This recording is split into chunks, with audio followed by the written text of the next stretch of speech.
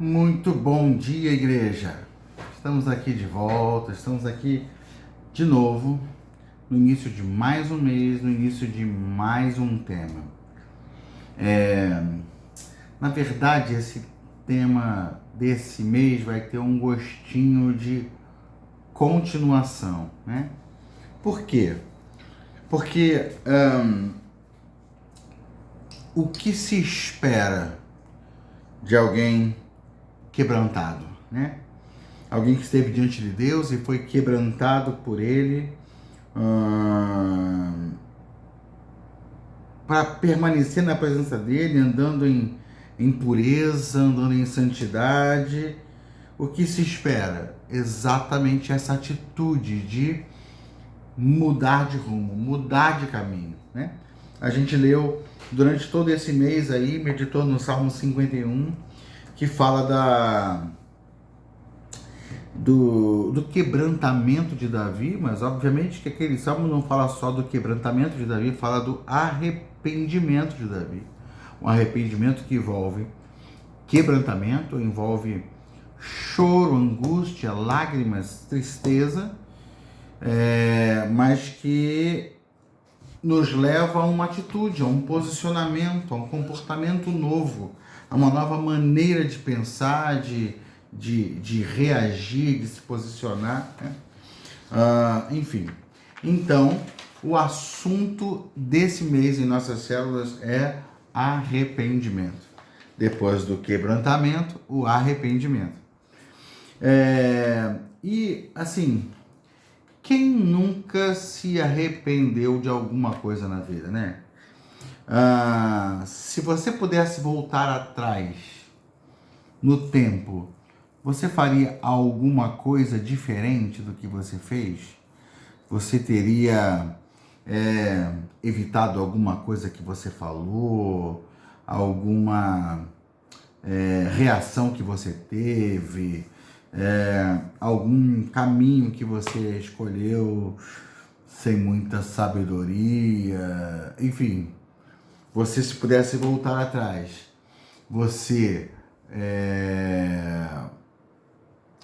voltaria e mexeria em alguma coisa? Se você voltaria e mexeria em alguma coisa, eu acho que todos nós, talvez a gente não pense em voltar lá atrás, mas todos nós teríamos alguma coisa que a gente gostaria de apagar na nossa história. E esse é exatamente o desejo pelo a inclinação ao arrependimento, né? A ter a chance de endireitar, de consertar, de tratar as coisas. Então, avivamento fala de uma mudança de direção. Arrependimento fala de uma mudança de direção. Fala de uma escolha, de um novo estilo de vida, de uma nova atitude, um novo comportamento.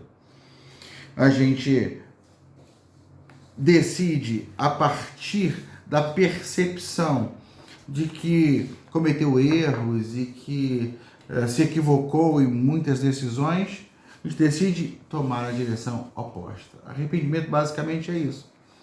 Mas não é uma situação, não é uma coisa que você decide somente na mente. O arrependimento bíblico, né, não é como um remorso. O arrependimento bíblico não é como um remoer de culpa apenas. Não é apenas um entristecer. O arrependimento bíblico é uma tomada de decisão. É uma atitude, mas que parte de um remorso, sim. Que parte de uma tristeza, que parte de uma consciência do erro, né? O conceito mais básico de arrependimento é mudar a mente, da palavra metanoia, mudar a mentalidade, né?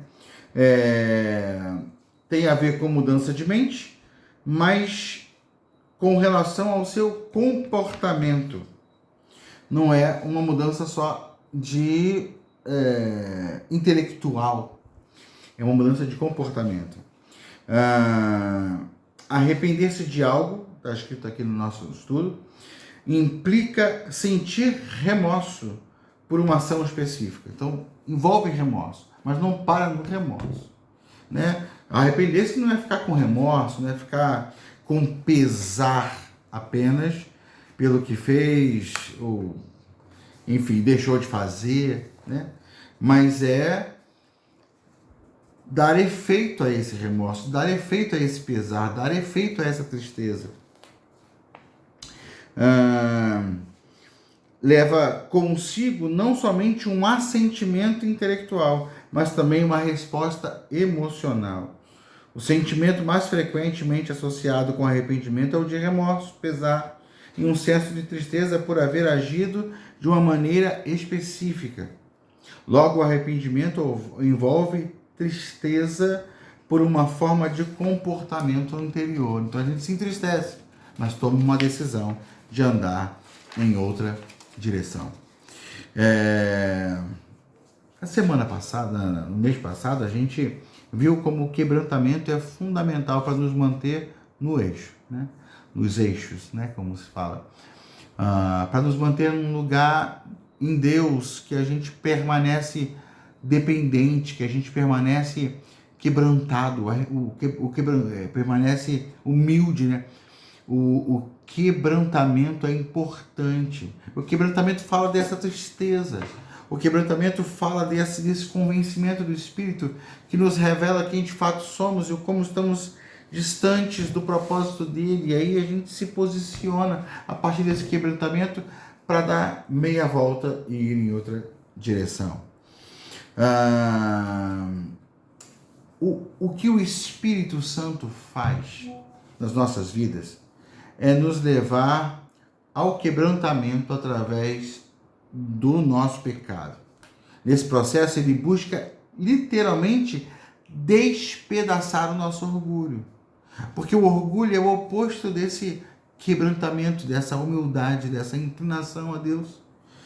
E o Espírito Santo busca quebrar esse orgulho, despedaçar esse orgulho, abrir os nossos olhos para o poder destrutivo do pecado, abrir os nossos olhos para a necessidade que temos de Deus assumindo o controle em nossas vidas.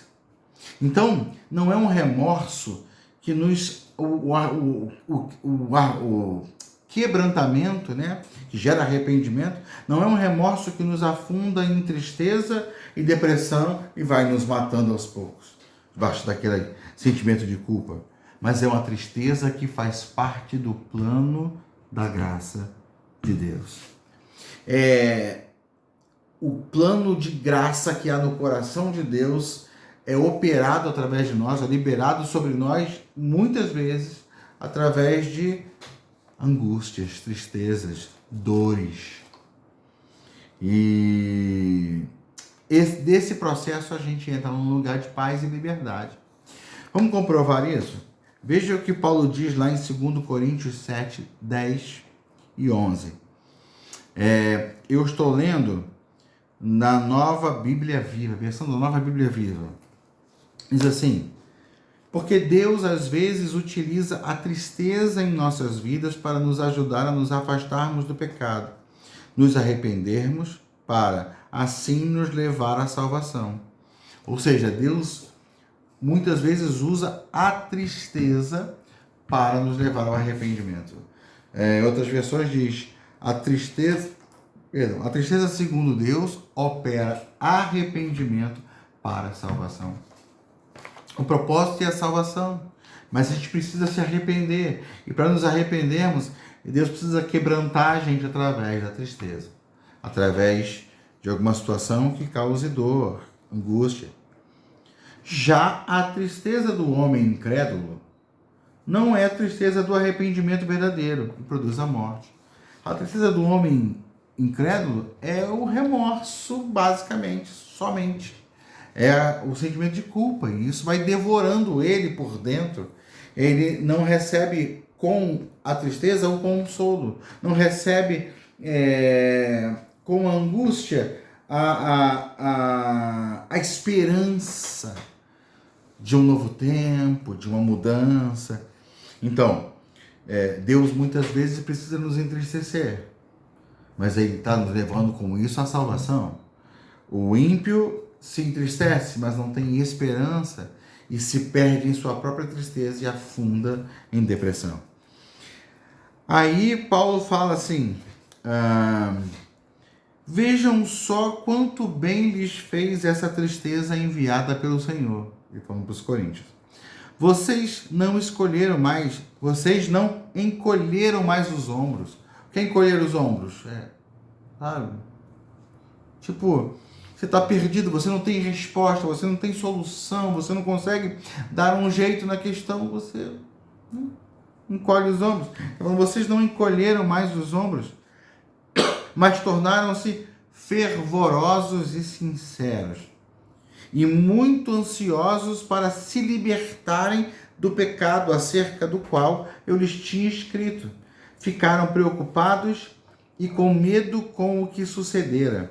Vocês fizeram tudo o que podiam para corrigir a situação. Contextualizando vocês, deixa eu explicar. Na primeira carta aos Coríntios que nós temos, né, a primeira carta aos Coríntios da nossa Bíblia, na verdade, ela é a segunda carta aos Coríntios, né? Pelo menos com base nas informações que a gente tem, né?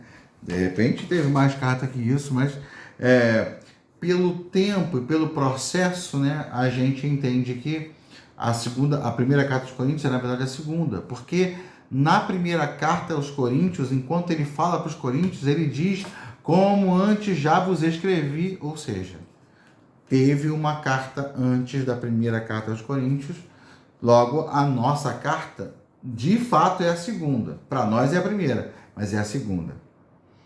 E a segunda carta aos Coríntios, alguns estudiosos entendem que pode ser uma terceira carta que Paulo enviou, ou talvez uma quarta carta, porque entre a primeira nossa, que na verdade é a segunda que ele escreveu, e a segunda nossa, que na verdade é a quarta que ele escreveu, pode ser a quarta que ele escreveu, houve uma terceira ali, que é chamada por alguns de a Carta das Dores. E essa carta foi mais pesada do que a que nós temos como primeira. Mas isso não tem comprovação. O fato é que Paulo confrontou os coríntios a respeito de muitos pecados. Inclusive, eu preguei no último domingo sobre um cidadão que vivia lá no meio deles e que não foi corrigido, mesmo cometendo um pecado gravíssimo. E não sabemos se Paulo está tratando desse assunto aqui. Mas Paulo está falando para eles, olha, essa tristeza que vocês tiveram com a carta que eu enviei, se foi a que a gente conhece ou foi uma outra, não sabemos, mas essa tristeza que foi gerada pelo meu confronto a vocês, pela minha exortação, pela minha chamada de atenção, foi bom para vocês, porque essa tristeza gerou mudança, gerou transformação. A Bíblia fala que Paulo ficou ansioso, porque a pessoa carregada de levar a carta para os coríntios, essa carta dura, foi Tito. E Tito levou a carta e Paulo estava ansioso, esperando que ele chegasse e desse notícias. Veja, ele escreveu para aquela igreja aquilo que ele entendeu que era importante, ele sabia que estava sendo usado por Deus, ele sabia que estava se movendo em princípios da palavra de Deus, mas ele estava aflito, porque talvez pensando, como que eles receberam a carta? Será que eu perdi de vez eles? Será que eles não vão gostar do tom da carta? Ele podia estar pensando em muitas coisas, mesmo sabendo que escreveu o que tinha que escrever. Mas de repente Tito volta, e quando Tito volta, ele recebe um bálsamo de alegria no coração, porque Tito fala assim, olha, eles receberam bem a sua carta. Eles entenderam o que você falou. E eles se inclinaram, eles se converteram, eles se posicionaram, eles corrigiram o problema. Eles corrigiram, ou seja, a carta que foi dolorosa, a carta que foi de uma exortação firme e pesada, podemos dizer assim, gerou resultados. Aquela dor foi importante, aquela tristeza foi importante e gerou neles um posicionamento diferente. É o que ele fala aqui. Vocês não estão mais encolhendo os ombros. Como quem diz, eu não posso fazer nada. Não, vocês se tornaram fervorosos e sinceros. E muito ansiosos para se libertarem do pecado acerca do qual eu lhes tinha escrito. Ficaram preocupados e com medo com o que sucedera. Vocês fizeram tudo o que podiam para corrigir a situação. Então, foi uma tristeza saudável para a igreja de Corinto. Nós lemos no mês passado o Salmo 51. Tem um versículo do Salmo 51 que Davi fala uma coisa muito interessante. Ele diz assim no versículo 8: fazem-me ouvir de novo júbilo e alegria, e os ossos que esmagaste exultarão. Os ossos que esmagaste, ou seja, Davi está orando ao Senhor, está falando com o Senhor. Não foi o diabo que esmagou os ossos de Davi. Davi não está falando, Senhor, restaura os ossos que aquele infeliz do diabo destruiu, despedaçou. Não. Davi não está falando assim, Deus, reconstrói os ossos aí que aquele cruel do profeta Natan quebrou. O Natan veio com umas palavras fortes e despedaçou meu coração. Ah, Deus, restaura os meus ossos aqui. Não. Paulo, e vou ficar nessa de confundir o tempo todo, hein? Entendam, né? Se eu confundir, vocês entendem. Davi está dizendo que Deus esmagou os seus ossos. Deus despedaçou os seus ossos. Os ossos que esmagaste exultarão. Os ossos que o Senhor esmigalhou vão voltar a se alegrar. Ou seja, mas na percepção de Davi, Davi foi quebrado. Davi foi esmigalhado. Davi foi despedaçado. E isso foi uma bênção para ele. Porque levou o Davi a um posicionamento. Não só a uma tristeza, mas a um posicionamento. Perdão. O ímpio não sabe o que fazer com os remorsos que sente. O ímpio sente remorsos. Porque mesmo o homem sem Deus tem consciência dos seus erros.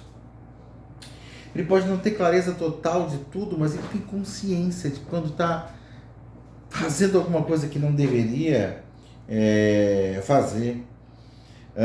Mas como ele não tem como responder a isso, como ele não tem como se livrar sozinho dessa culpa, desse remorso, ele vai se afundando mais no seu próprio pecado, na sua própria lama e, enfim, ele não sabe para onde ir. Nós, porém, temos um pai amoroso. A gente não é órfão. A gente tem um pai que cuida de nós e que nos exorta porque cuida de nós, porque nos ama. Um pai que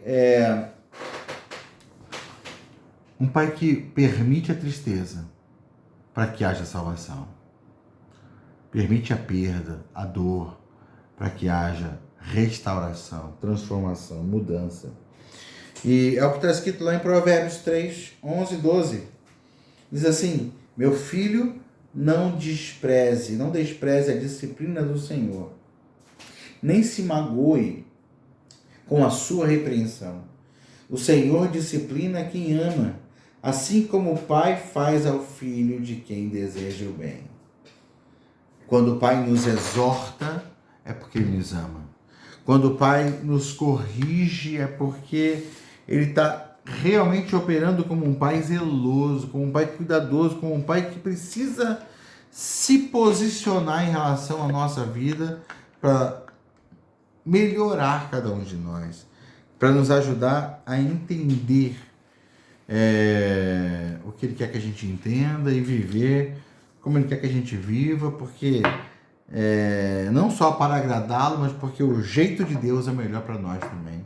O jeito de Deus é o melhor jeito para que encontremos nele alegria, graça, paz e vida transbordante.